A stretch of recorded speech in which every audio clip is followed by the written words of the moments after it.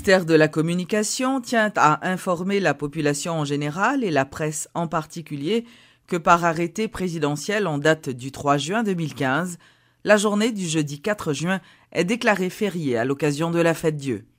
Le ministère de la Communication rappelle que les services publics, les écoles, le commerce et l'industrie chômeront en la circonstance.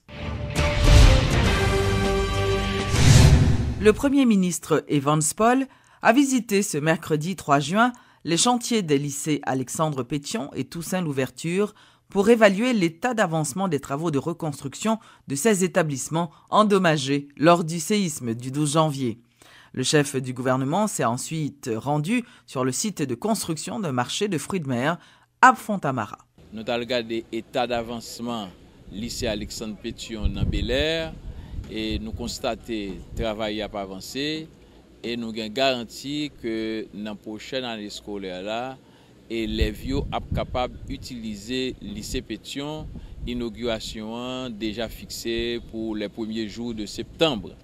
Nous faisons même des marches là tout dans le lycée Toussaint Louverture, côté de l'école, dans Monatif, dans la place Sainte-Anne, et nous constatons que le projet a avancé bien. La compagnie qui a fait le travail là prend engagement pour nous dans la fin mois d'août là, et nous-mêmes nous avons planifié pour nous faire l'inauguration dans le commencement septembre pour que deuxième lundi septembre, Jean a fixé l'école a ouvrir. Élèves lycée Toussaint, élèves lycée Pétion joignent une salle de classe tout neuf, un bâtiment qui offre toute garantie sécurité, tout confort pour tout le monde bien chita pour l'apprendre. Le marché Matissan, nous venons regarder, qui sont gros constructions qui pourraient créer une ambiance de modernité, une ambiance de confort pour premièrement marchands, mais consommateurs tous les viennent acheter. Et gagner un engagement pour que le travail ça remette dans mi-temps mois novembre et nous baillons quelques recommandations pour gagner un parking, gagner un projet pour faire un restaurant côté peuple là capable de venir relax les gens qu'on dit moi divertir pour ta une zone de promenade parce que c'est bon l'emmelier. Je pense que ça fait partie du travail nous de responsabilité nous pour agir dans le sens intérêt peuple haïtien. Le fait que tu aies une volonté pour le fait. Deuxièmement, le fait que tu aies une préoccupation pour manifester. Nous connaissons M. Matéli pour arriver dans la fin mandat, il y a un engagement qu'il prend et il a souhaité, avec raison, qu'avant l'aller, il baille peuple un rapport et il quitte pour promesse et exécuter dans le sens que il promet marché à fête, il promet l'école la fête, il promet route la fête, viaduc Delma. C'est toute une série de projets à travers le pays. N'a bataille, n'a évalué pour que au prêt avant un départ de M. Matéli du pouvoir le 7 février 2016 d'une part, mais d'autre part, projet qui pas fini avant 7 février, nous pas abandonné puisque nous gagnons la responsabilité de la continuité de l'État et projet ça et tout, yo préoccupé nous n'a veillé comment pas avancer pour nous certains que investissement qui fait yo que c'est comme qui sortent dans le trésor public, que c'est dont fait pays d'Haïti, que c'est prêt au fait sous nos pays, sous nos peuples là, nous avons une responsabilité pour nous donner la meilleure information au nom de la transparence pour que le peuple haïtien connaisse le projet ça exister et pour que quelle que soit l'autre autorité qui va venir, continuer faire des efforts pour le projet ça au service du peuple haïtien. Le ministre de la Communication, accompagné de celui de la Planification, ont été ce mercredi sur les chantiers de la Cour de cassation au Champ-de-Mars pour constater l'état d'avancement des travaux de construction de ce bâtiment moderne. Selon Rothschild François Junior, les résultats sont jusque-là satisfaisants. Les juges pourront bientôt loger dans ce nouveau bâtiment dont la construction aura coûté 18 millions de dollars, financé et exécuté par Taïwan. La Cour de cassation, c'est une institution prestigieuse, c'est une institution vraiment très importante. Voilà pourquoi que le président Matéli, dans le cadre de coopération avec Taïwan, donc souhaité que Taïwan construise pour nous une Cour de cassation. Comme nous connaissons pas la justice qui est tombée, donc le juge qu'on a nous fait visiter là, le juge a une Cour de cassation très moderne, donc que Taïwan vraiment dans le cadre de coopération avec Taïwan fait nos cadeaux, ça me carré.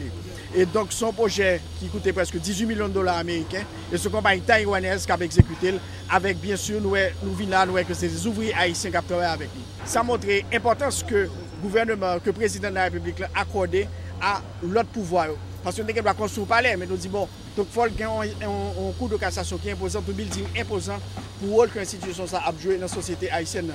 Donc nous là, nous visitons avec experts pour nous voir l'état d'avancement chantier. Son chantier qui a avancé très rapidement et très bientôt il va être inauguré par le président de la République, son Excellence Michel Joseph Martelly. Plusieurs maisonnettes ont été détruites dans un incendie qui s'est déclaré en milieu de journée ce mercredi près de l'usine Larco au niveau de la Grand-Rue. Selon l'inspecteur divisionnaire du service des pompiers, l'incident s'est produit alors que des enfants jouaient avec des allumettes. Joisil Jean-Ronald a aussi précisé que l'incendie n'a causé que des dégâts matériels. Bon, naturellement, nous tenons base lorsque l'alerte l'a déclenché et que centre opérationnel police là, en parlant de CRO, fait nous connaître un fait. Et puis, une minute, 2 secondes, et puis nous déclencher pour nous venir là, puisque nous avons une référence là. Il ne peut pas prendre dans l'usine Lacroix. L'usine Lacroix fait l'objet de. C'est comme son patrimoine national, on parlait de Lacroix. De ce fait, nous avons incendie en pile importance. Près de 4 camions ont été déplacés là. C'est là nous arrivons, nous, c'est dans un appartement côté des gens qui habitent que le point, qui était avoisiné l'usine Lacroix. Non, grâce à Dieu, pas de gens qui sont blessés. 2 petits gens qui étaient joué avec allumette, qui provoquaient du fer, les ouais du fer ont sorti. Pas ni blessure, ni pas de monde qui est victime. Oui, il y a des qui brûlent près de 6 chambres. Vu cherté la vie, nous-mêmes étant haïtiens, nous connaissons comment cherté la vie, le peu qu'il soit. N'importe ça, mon n'en dans le contenu surtout, ils vendent très cher. Des gars au cas très estimables. Signature ce mercredi d'un protocole d'accord entre le ministère du Commerce et de l'Industrie et l'Association nationale des caisses populaires ANATRAF. Par cet accord, le ministère du Commerce entend utiliser les services d'une institution financière capable d'opérationnaliser le volet financement dans le cadre du programme d'appui aux micro, petites et moyennes entreprises à travers sa composante baptisée Accélérateur d'entreprise. Programme accélérateur d'entreprise là qui est dans MCI et que nous avons accompagné avec support technique pour contrôle financier pour implémentation, c'est un programme qui bénéficie d'un portefeuille de banque interaméricaine de développement qui est un représentant avec nous sous 3 millions de dollars américains. Moun nan gen on l'idée, li vle font bagay, mais li pas capable de conceptualiser et encore moins c'est pas capable de l'argent pour lui. Eh bien nous aider le mettre idée ça en forme.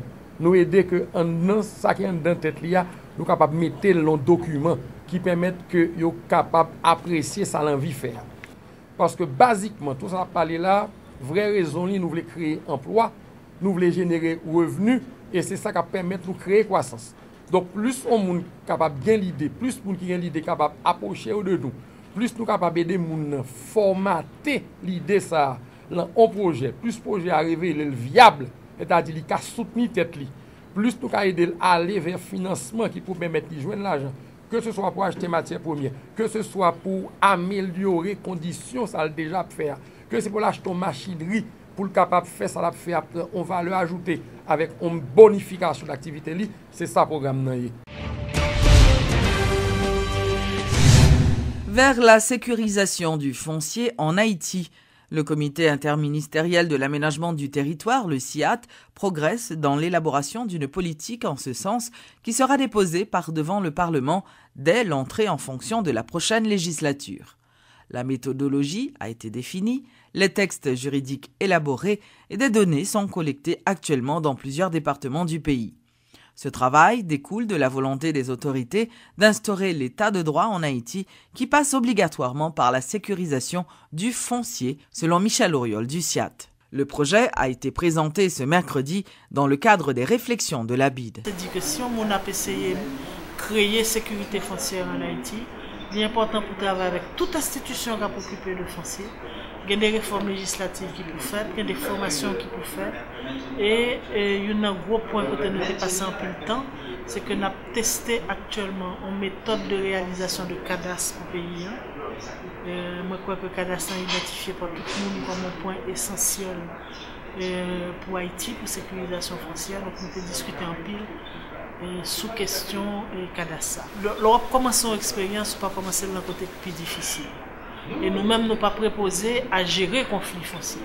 Nous-mêmes, c'est des solutions que nous sommes capables de dire que nous avons en amont. Ça veut dire qu'il y a des textes de loi qui pour permettre justement qu'on est capable, le dans le tribunal, grâce à texte loi ça, on est capable de gérer plus rapidement et de façon plus honnête, dit, le conflit foncier. Donc nous-mêmes ces outils, ça on a fait des méthodes au point. Nous ne pas entrer directement dans le conflit, mais que nous sommes capables de proposer, et c'est ça que nous annonçons tout, qu'il y a toute une batterie de textes de loi qui a préparé et qui pral remettre dans le nouveau Parlement en janvier, et qu'il y a institution avec plus d'âmes en main pour lutter contre le problème d'insécurité foncière.